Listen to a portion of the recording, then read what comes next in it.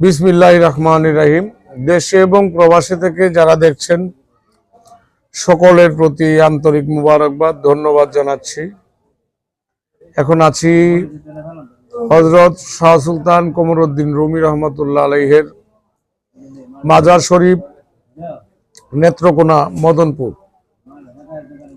আপনারা জানেন উনা বাংলার বিসমিল্লাহ ওলি, বাংলাদেশের পূর্ববঙ্গের সর্বপ্রথম ইসলামকারী হিসেবে এসেছিলেন এই মদনপুরে।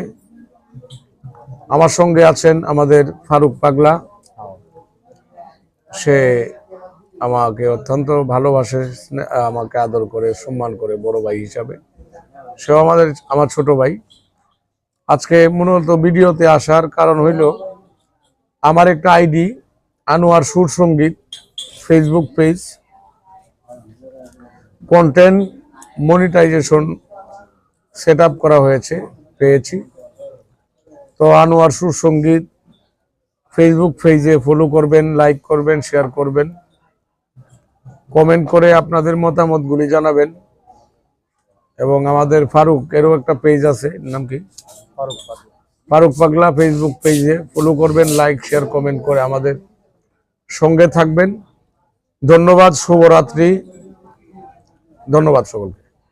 ধন্যবাদ সবাইকে। সবাই আমাদের আনোয়ার ভাইয়ের ফেসবুক পেজটি ফলো করবেন, সাপোর্ট করে যাবেন। নাম করে দাও আনোয়ার সুর সঙ্গীত ফেসবুক পেজের নাম। আপনারা ফেসবুকে লিখলেই পাবেন। ইউটিউবের ওনার শত শত হাজার হাজার লক্ষ লক্ষ গান পাবেন, খালি আনোয়ার লিখলেই হবে।